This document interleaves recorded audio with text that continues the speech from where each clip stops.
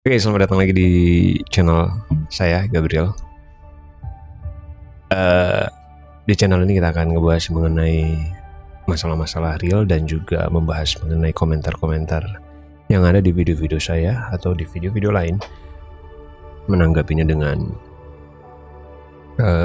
subjektivitas saya, dengan opini pribadi saya, tanpa mengurangi rasa hormat pada pihak manapun. Tidak ada maksud untuk menyinggung atau merendahkan atau mengucilkan pihak lain, dimana semua ini berdasarkan fakta yang ada, yang dirangkum dari penelitian atau research kecil yang dilakukan sebelum melakukan pembuatan video ini. Oke, sebelumnya jangan lupa klik like, subscribe, dan tekan loncengnya kalau ingin mendapatkan notifikasinya. Kita langsung ke pembahasannya.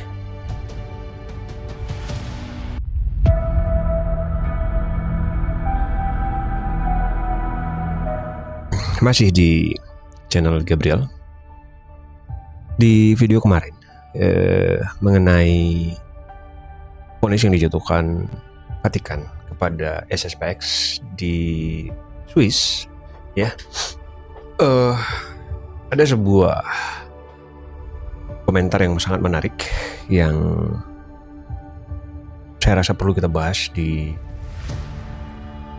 video ini, yaitu komentar yang mengatakan bahwa Katolik itu sebenarnya sebuah sekte yang pecah dari Ortodoks. Nah, komentar ini menarik bukan karena benar ya atau salah, tapi karena komentar ini tanpa sadar menyentuh sebuah pola yang luar biasa, sama yang kita alami sekarang. Sama-sama soal drama ekskomunikasi, menunjukkan bahwa sejarah dengan unik mengulang kembali. Nah, di tahun 1054 dunia kekristenan terpecah dua secara permanen, ya, karena para pemimpinnya saling melempar teks komunikasi. Dan sekarang di bulan Juli 2026 Vatikan kembali menggunakan ultimate weapon tertingginya untuk memutuskan hubungan dengan seluruh kelompok ultra konservatif SSPX. Nah, pertanyaan besarnya sekarang adalah, apakah krisis SSPX yang punya basis massa besar di Prancis, Swiss, dan puluhan negara lainnya ini akan bergulir menjadi the second great schism atau skisma terbesar kedua yang pernah kita alami? Apakah kita sedang menyaksikan lahirnya sebuah institusi gereja tradisional tandingan yang permanen di abad 21? Biar lebih paham, hari ini kita bakal deep dive, bedah tuntas sejarahnya, termasuk membongkar isi dokumen kutukan asli tahun 1054 ini, dan juga mengenai konsep dari Petrus sebagai paus dan otoritas Roma sendiri.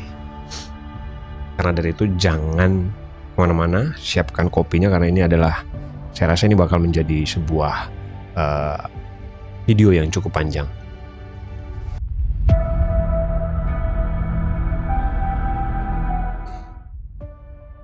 Oke, sekarang kita coba mundur 1 milenia, 1000 tahun, ya.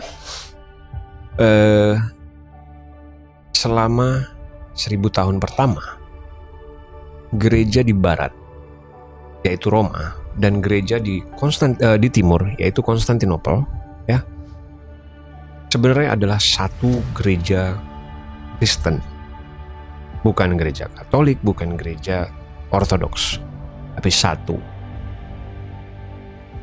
Mereka berdua adalah satu persekutuan besar, hanya Kristen. Tapi karena ketegangan politik, perbedaan bahasa, ego, budaya, dan geografis yang berjauhan, hubungan mereka makin dingin seperti bom waktu. Puncaknya meledak pada Sabtu siang 16 Juli 1054.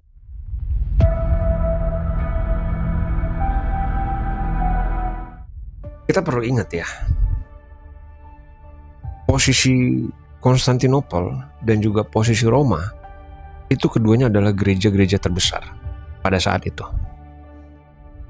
Di Roma, gerejanya berada pada makam dari Santo Petrus. Sementara di Konstantinopel itu ada sebuah katedral terbesar di dunia saat itu. Jadi ini kedua-duanya adalah sebuah gereja yang kuat. Oleh karena itu mereka punya powernya masing-masing, punya kekuatannya masing-masing, punya pengaruh masing-masing. Nah, pada saat itu belum ada yang namanya satu komando, ya. Gereja saat itu punya dua gereja besar ini, yang satu dengan pausnya, yang satu dengan patriarknya, para pemimpin gerejanya masing-masing. Nah, dari sisi barat, pada saat itu, tanggal 16 Juli 1054, Paus Leo ke-9 yang saat itu sedang menjabat dari Roma, mengirim utusan diplomatiknya, yaitu seorang kardinal yang berkarakter keras dan kaku, yang bernama Kardinal Humbert. Tugasnya adalah untuk berdialog dengan pemimpin gereja timur, yaitu adalah Patriark Michael Kerularios yang berada di Konstantinopel. Nah, sayangnya dialog ini buntu total, karena di satu sisi Kardinal Humbert adalah orang yang keras dan kaku, di sisi lainnya Patriark Michael Kerularios itu juga sama keras kepalanya dan punya ego yang setinggi langit. Nah, karena merasa tidak dihormati oleh pihak timur, Kardinal Humbert marah, ya, karena dia udah merasa jalan jauh, melewati segala macam perjalanan. Ya, kita harus paham dong ya, jarak sekarang aja, di tahun sekarang ini, di abad sekarang ini, yang udah ada jalan tol, udah ada pesawat, jarak garis lurus dari Roma ke Konstantinopel itu sekitar 1000 km. Nah, kalau garis jarak dari darat melewati jalan-jalan yang ada zaman sekarang ya, itu sekitar 2000-an kilometer, 2300 km gitu. Mungkin zaman sekarang 2300 itu kayak dari ujung Sumatera ke ujung Jawa Timur ya. Bisa dilewati paling seminggu gitu loh, kalau dari darat. Atau kalau mau naik pesawat ya 2 jam sampai. Tapi 1054 kita belum punya yang namanya jalan tol. Kita belum punya otomotif. Kita belum punya pesawat apalagi. Jarak tempuhnya itu, si Humbert itu merasa effort yang dia lewati untuk sowan ke ke Konstantinopel itu nggak dihargain. Wajar dong. Lebih dari sebulan waktunya untuk menempuh 2000 km itu dengan jalan tanah umumnya, melewati hutan, naik kuda atau naik kereta kuda, ya, atau bisa dengan naik kapal ya, itu ditempuh lebih dari seminggu atau 2 minggu. Jadi nggak sebentar. Tambah lagi dengan kondisi saat itu yang kalau jalannya penuh dengan penyamun, gitu. Melihat perlakuan dari gereja timur ini, melihat perlakuan dari Kardinal Patriark Michael ini, Michael Kerularios ini, Kardinal Humbert pun melakukan aksi nekat yang sangat dramatis saat itu. Dia berjalan menerobos masuk ke dalam katedral terbesar di dunia pada saat itu, Hagia Sophia. Kalian pasti sudah pernah dengar namanya. Ya. Ini juga perlu diingat ya.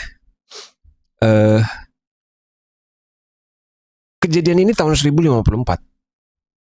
Hagia Sophia itu masih berdiri tegak, masih merupakan simbol kebesaran dari kekristenan.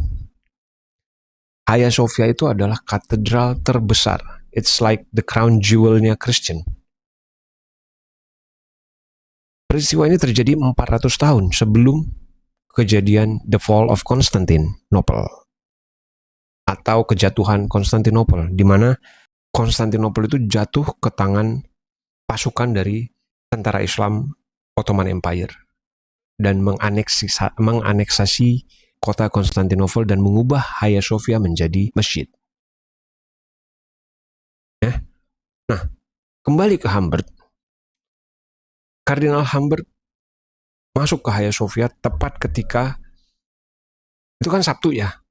Hari Minggunya mereka mulai misa. Ya kan? Mereka mulai misa. Mau mulai misa, dia datang ke gereja, masuk dari belakang, jalan langsung ke depan dan membanting dokumen bula ekskomunikasi di altar utama gereja itu. Di depan mata semua umat, di depan mata semua imam yang ada di Hagia Sophia saat itu. Setelah membanting itu, dia tidak membacanya loh. Dia tidak membacakan, dia hanya membantingkan gulungan dokumen tersebut tanpa membacanya. Dia kemudian balik badan, berjalan lagi keluar sampai di pintu.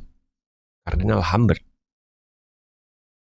sejenis membersihkan debu dari kakinya, dari sepatunya, dan berkata, biarlah Tuhan melihat dan menghakimi.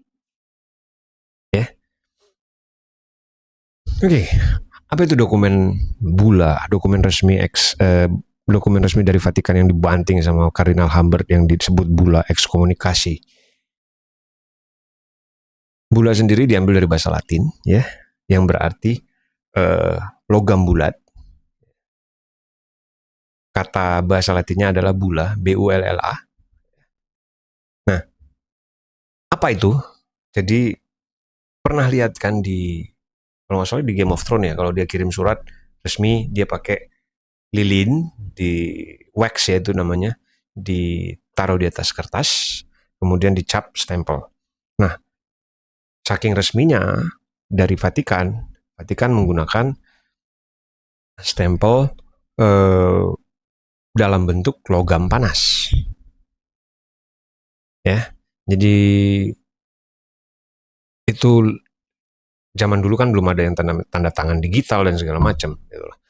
Jadi ini yang mereka gunakan sebagai bukti bahwa itu adalah surat atau dokumen asli. Nah,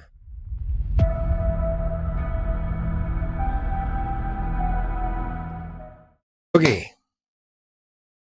Setelah ditembak begitu tuh sama Kardinal Humbert ya, si patriark dari timur ini, dari gereja timur ini tidak tinggal diam dong. Dia langsung mengadakan sinode imam atau sinode ulama gereja-gereja timur. Beberapa hari kemudian Patriark Michael Kerolarios akhirnya juga menjatuhkan ekskomunikasi kepada Kardinal Humbert dan utusan dari Roma. Nah, sejak hari itu resmi mereka saling mengutuk dan saling menganggap faksi seberangnya adalah bidah atau sesat atau menyeleweng, itulah. Nah, sekarang kita bedah dong. Apa sih sebenarnya isi dari kedua dokumen tersebut? Apa aja sih perkara yang mereka ributin? Itulah. Pertama kita lihat dulu tuduhan dari Roma, ya, kepada gereja Timur. Tuduhan dari gereja Barat kepada gereja Timur. Di dokumen yang dibanting sama Humbert tadi, Kardinal Humbert, pertama Roma menuduh bahwa Timur atau Konstantinopel sengaja memotong klausul syahadat iman atau syahadat para rasul soal filioque. Filioque. Apa itu filioque? Dalam bahasa Latin, filioque artinya adalah dan putra. Nah, umat Katolik di Barat, umat Kristen di Barat, saat mengucapkan syahadat para rasul atau syahadat iman berkata, Roh Kudus yang keluar dari Bapa dan Putra. Penambahan kata dan putra ini dilakukan gereja Barat atau gereja Roma sejak abad ke-6 untuk melawan bidah atau penyelewengan di Eropa yang saat itu terjadi yang merendahkan status Yesus. Nah, Roma ingin menegaskan Yesus dan Bapa itu satu, itu setara. Jadi Roh Kudus yang keluar dari keduanya. Tapi bagi Timur, mengubah teks syahadat kuno tanpa konsili seluruh dunia atau konsili besar adalah pelanggaran berat sehingga Timur menolak untuk memakainya. Roma pun menuduh Timur sengaja merusak doktrin iman. Poin kedua dari vonisnya Roma atau vonisnya Barat, menurut Roma, Gereja Konstantinopel mengizinkan para imam dan pastor untuk menikah. Di Barat atau di Roma, ya, aturan selibat atau yaitu pastor tidak boleh menikah sudah mulai diperketat demi totalitas dan pelayanan dan kemurnian hukum gereja. Roma menjadikan aturan selibat ini sebagai standar ideal universal. Sementara di Timur, tradisi para rasul kuno tetap dipertahankan. Ingat, seorang pria yang sudah menikah boleh ditahbiskan menjadi imam. Itu menurut gereja Konstantinopel. Dan Roma menganggap kebiasaan di Timur ini sebagai kemunduran disiplin rohani. Nah, tapi uniknya, kalau kita bahas soal pernikahan secara historis, Paus pertama dari Roma sendiri adalah Santo Petrus, yang mana beliau adalah seorang pria yang menikah. Di Alkitab bahkan jelas dicatat bahwa Yesus pernah menyembuhkan ibu mertua Petrus yang sedang sakit demam. Jadi aturan selibat ini murni adalah hukum disiplin di Barat yang baru diperketat berabad-abad kemudian. Bukan sebuah dogma iman yang nggak bisa diubah. Tapi saat itu Roma tetap membuatnya, menggunakannya untuk alasan mengutuk gereja Timur. Nah, poin ketiganya adalah gereja Timur menolak penggunaan roti tidak beragi. Bagi Roma, mengikuti tradisi perjamuan terakhir Yesus yang bertepatan dengan Paskah Yahudi. Di Paskah Yahudi itu, roti yang dipergunakan adalah roti yang tidak beragi. Karena itu peringatan budaya Yahudi yang menggunakan roti yang tidak beragi. Maka dari itu, Roma menyatakan bahwa roti yang sah haruslah roti yang tidak beragi. Ini juga berarti bagi Roma adalah simbol kemurnian. Tapi pihak Timur menolak keras. Mereka bersikeras memakai roti beragi biasa. Karena menurut mereka, ragi melambangkan hidup. Artinya, Kristus yang bangkit itu memberikan kehidupan rohani yang dinamis bagi manusia. Bagi Roma, tindakan Timur ini dianggap tidak alkitabiah. Lalu, di sisi sebaliknya, apa alasan gereja Timur untuk balik mengekskomunikasi gereja Roma? Oke, di pihak Timur, ya,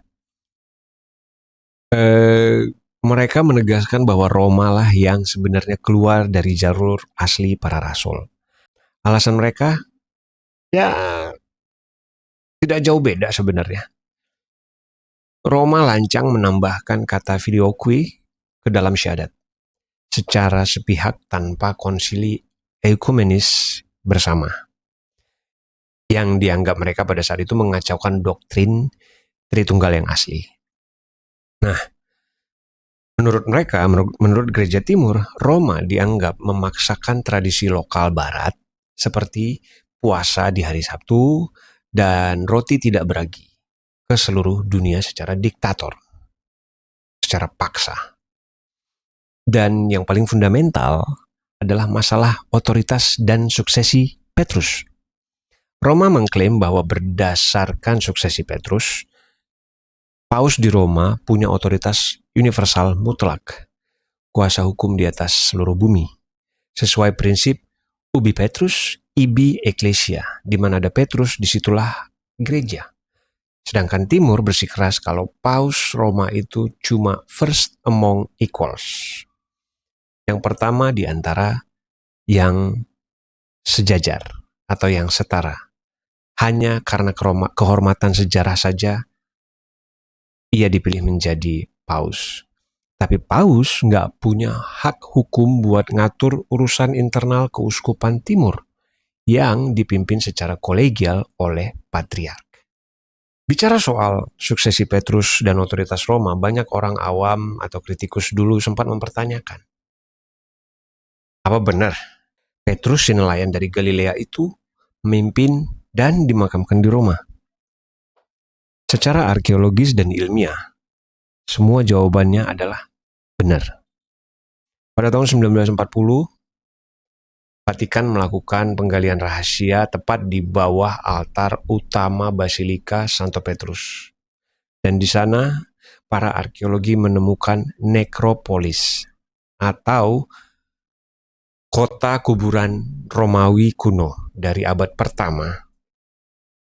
Di salah satu dinding kuburan merah, ada coretan grafiti Kristen purba bertuliskan Petros Eni, yang artinya adalah Petrus ada di sini. Di dalam ceruk dinding itu, ditemukan juga kotak berisi fragmen tulang seorang pria lansia yang dibungkus kain wol ungu dan emas. Kain super mewah kekaisaran yang membuktikan betapa jemaat Kristen purba, jemaat Kristen awal-awal menghormati jasad ini. Analis forensik memastikan tulang itu adalah asli milik Petrus sendiri. Megahnya Vatikan yang kita lihat sekarang ternyata benar berdiri tegak, lurus di atas makam asli sang rasul yang wafat disalib terbalik di Roma. Menurut cerita yang ada di Alkitab pun, Rasul Petrus ditangkap di Roma dan disalibkan di Roma. Disalibkan secara terbalik. Makanya, mari kita tarik benang merah sejarah panjang ini ke krisis modern kita hari ini. Dekret ekskomunikasi massal Vatikan terhadap SSPX per 2 Juli 2026.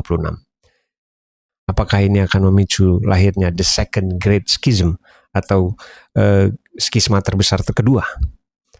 Kalau kita perhatikan polanya, kemiripannya sangat luar biasa menakutkan. Inti masalahnya sama, ketidakmauan untuk taat pada otoritas pusat demi mempertahankan apa yang masing-masing yakini sebagai kemurnian iman. Bedanya, kalau tahun 1054, perpecahannya bersifat geografis kolektif antara barat dan timur. Ya. Tapi dalam krisis SSPX ini, permasalahannya adalah skisma internal di dalam tubuh gereja barat sendiri, tubuh gereja Roma sendiri. SSPX mengklaim diri mereka sebagai benteng pertahanan tradisi Katolik yang asli, dengan mempertahankan misa Latin kuno secara mutlak dan menolak Konsili Vatikan kedua. Sementara Vatikan melihat aksi nekat para uskup SSPX mentahbiskan 4 uskup baru tanpa izin tertulis dari Paus pada tanggal 1 Juli 2026 kemarin adalah merupakan tindakan pembangkangan hierarkikal yang fatal. Menunjuk pemimpin gereja tanpa persetujuan tahta suci Vatikan berarti sengaja membangun struktur tandingan alias gereja di dalam gereja.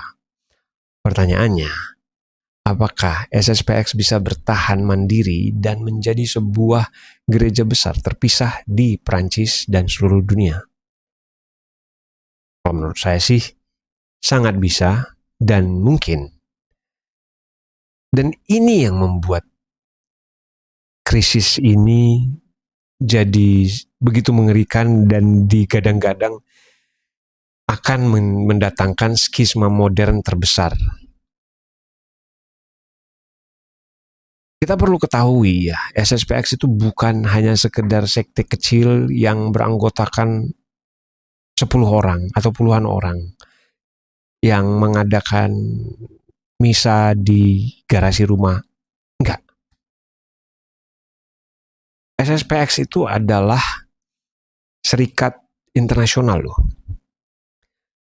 Mereka terorganisasi secara rapi, mereka punya ratusan imam, mereka punya jaringan sekolah-sekolah besar, mereka juga punya puluhan biara dan jutaan simpatisan umat awam yang sangat militan. Terutama dengan basis terkuat mereka berada di Prancis, Swiss, Jerman, dan Amerika Serikat. Nah, ketika Paus Leo ke-14 mengetok vonis ekskomunikasi massal yang menyatakan bahwa seluruh sakramen, seluruh misa, dan seluruh pelayanan SSPX tidak lagi valid di bawah naungan Roma. Vatikan secara legal, secara sah, memotong tali persekutuan dengan SSPX. Efeknya, SSPX sekarang didorong secara paksa untuk berjalan di atas kaki mereka sendiri secara permanen. Mereka sangat berpotensi mengkristal menjadi faksi kekristenan tradisional baru di Barat. Mereka bisa saja menjadi sebuah institusi independen yang memiliki suksesi uskup sendiri, hukum kanoniknya sendiri, namun terpisah total dari Vatikan.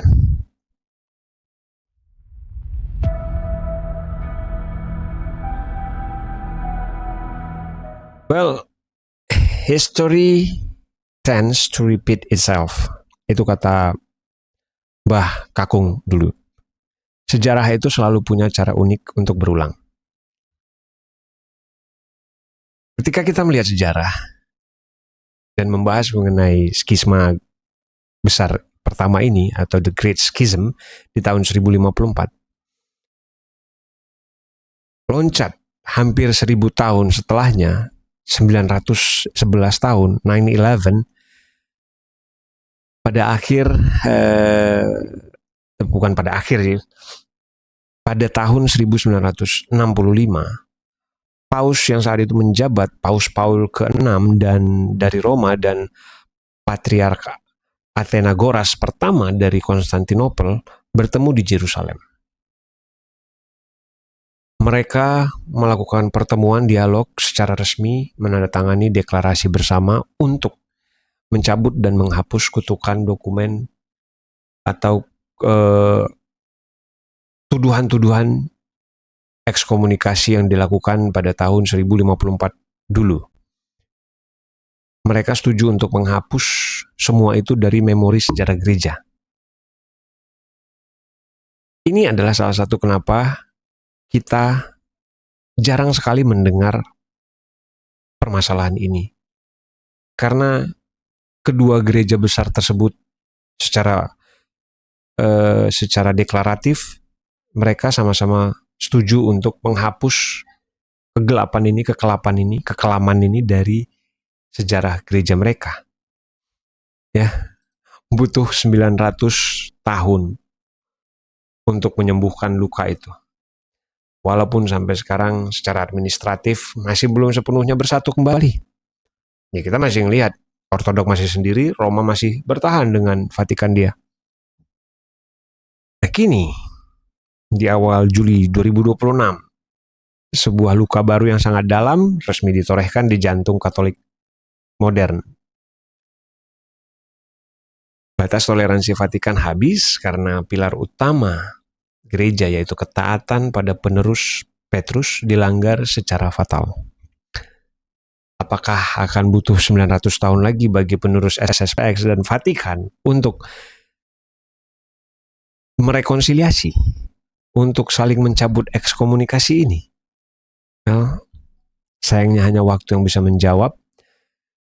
Jadi untuk menjawab statement atau komentar yang kemarin, Katolik bukan sekte yang pecah dari Ortodoks. Bukan. Jadi bukan Ortodoks yang duluan. Karena saat itu mereka sama-sama ada. Saya sudah jelaskan ya. Keduanya adalah saudara kembar dalam rahim sejarah yang sama.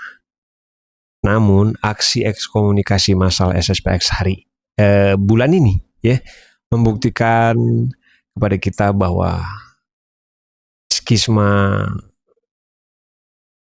tua, skisma purba tahun 1054 masih sangat nyata, hidup, dan sangat bisa terulang lagi di zaman modern kita sekarang. Nah, oke, gimana menurut kalian? Gimana menurut pandangan kalian? Di video yang sebelumnya banyak komentar yang sudah mengatakan bahwa Vatikan tepat. Tapi setelah menonton video ini, apakah kalian melihat Vatikan punya dasar? Atau Vatikan juga sama-sama keras kepala? Atau bagaimana? Atau jangan-jangan keputusan ini yang dibuat Vatikan ini mempercepat lahirnya kekuatan gereja tradisional tandingan yang permanen di Eropa? Jadi, jangan lupa tuliskan komentar kalian di bawah, tuliskan opini kalian secara bijak. Saya akan coba baca satu persatu, mencoba menjawab satu persatu yang pantas dijawab. Ingat, kita adalah manusia-manusia dewasa yang bisa berkomentar secara intelektual dan benar. Mohon jaga peradaban kalian, jaga adabnya. Oke? Jangan lupa untuk klik like, subscribe, dan share video ini ke teman-teman kalian. Saya Gabriel, tetap objektif. Sampai jumpa di episode berikutnya. Jangan lupa bahagia, berkah dalam.